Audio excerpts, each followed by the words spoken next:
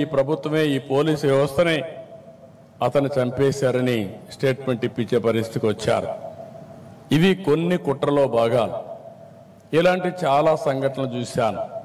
మొన్ననే కల్తీ మద్యం వచ్చింది.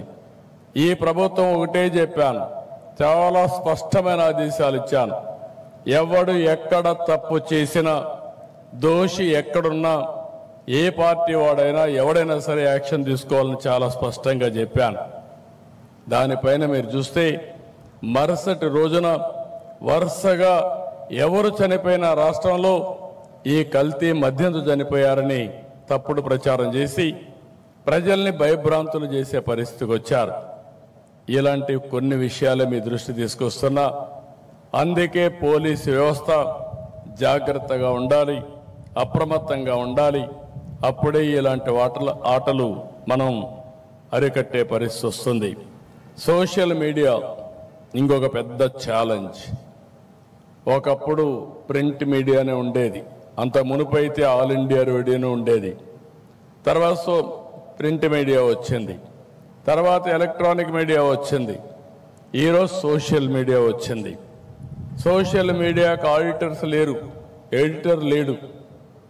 వాళ్ళు ఏదనుకుంటే అది పెట్టేసి వ్యక్తిగత హననానికి పాల్పడే పరిస్థితికి వస్తున్నారు.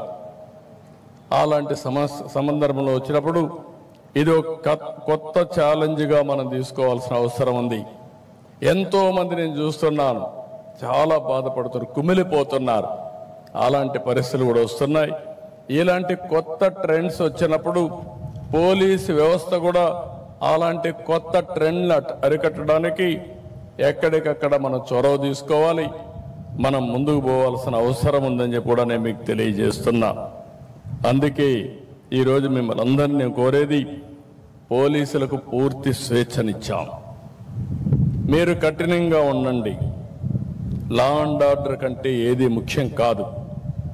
ఆడబిడ్డల అఘాయిత్యంగా చేస్తే ఎంతటి వాడైనా సరే, ఒకవేళ తాగిన మైకంలో చేసినా, లేకపోతే పోలీసులు ఏం చేయరనే అహంభావంతో చేసినా, అదే చివరి రోజు వాళ్ళకి కావాల్సిన అవసరం ఉంది.